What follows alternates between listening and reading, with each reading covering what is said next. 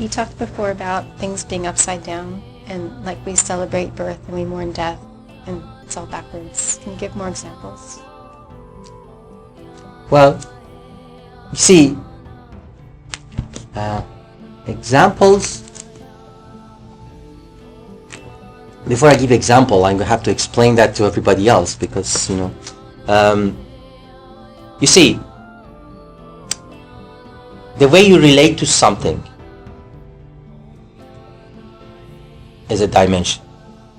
For example, you relate to my shirt as cotton is one dimension, white is another dimension, and t-shirt is another dimension, I'm wearing it is another dimension, and also where it is geographically is another dimension, XYZ coordination of its existence.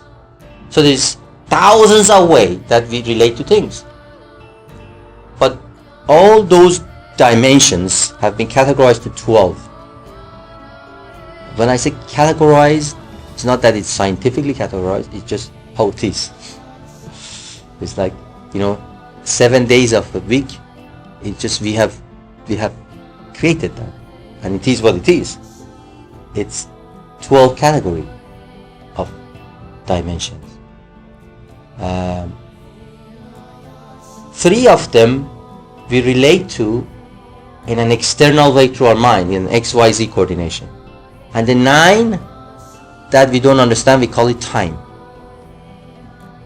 But time is a bundle of bunch of other things, and if you can relate, if you can touch those bundle, then there is no time. Everything is now.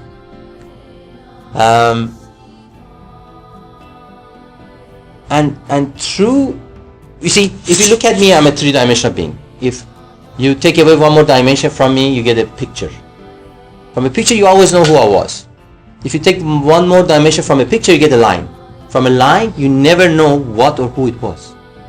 That means when we miss more than 2 dimensions, we have no concept of what it is, with our mental. That means in a 12-dimensional universe, with the 3-dimensional understanding, we know nothing. But we have, through what we know, we have created a reality that has nothing to do with actual truth. You see, reality has nothing to do with what it is. It has to do what is shared and confirmed. For example, if we all share the room is cold, you say, well, the room is cold. If half of us feels it's cold, the other half feels it's warm, together we have no reality. Because you say, no, that's not correct, so there's no reality. So, if you bring a dog, look at me, the dog sees me different as what you see. Because the dog doesn't share, and this is only a human reality that we have. And through this reality has nothing to do with what everything are really are. And through this reality we have created a belief system, and through that belief system we live certain way. For example, we believe that this is life and everything is within this life, and we try so hard not to die, and do as much as we can to extend this, and we sorrow death, but you see, your soul exists always. Your body lives on it for 100 years. Before you were born, you were more real, and after you died, you're more real. And this life is an illusion that you have missed most of your connection through your mind, because you get part of the reality. And if you look at the length of your life, this body life, your soul life, it's like one day of this body. Would you care so much if you have one bad day? No, because there is tomorrow and there was yesterday. But because you don't know there is after and before, so we do care how this life is. And if you look at that, you realize that if that is true, which is, that means I don't believe in hell or heaven, but if there was a hell or heaven, the hell would be this life. So why are we fighting so much to stay in it? By living longer or whatever.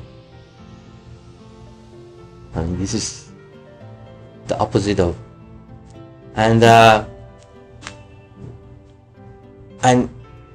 when you sleep, again you're connected to your higher realms and through your soul, and because the mind is not, so you're in higher reality and more truth. And most of us think we need to sleep we need to rest in order to function during the day and deal with the life thing. But the reality is that we need to get tired so we are connected to the real thing at night. It's not about the other way.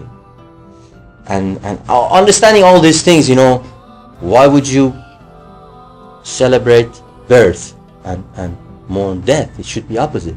So through what we see a lot of things opposite. And we set our life based on this system. So if you change this system and get it and program you totally opposite of this, what you believe, then you realize a lot of things that relate to that belief system would be opposite too. It's not just one thing. The way you live, the way you eat, everything.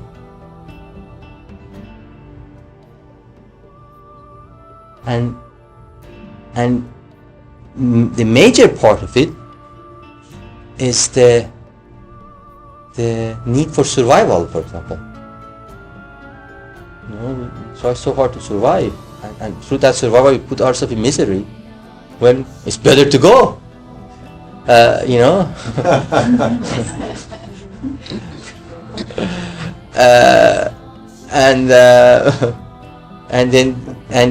And then we put ourselves through so much fear of things that is, those are good for, everything we do is based on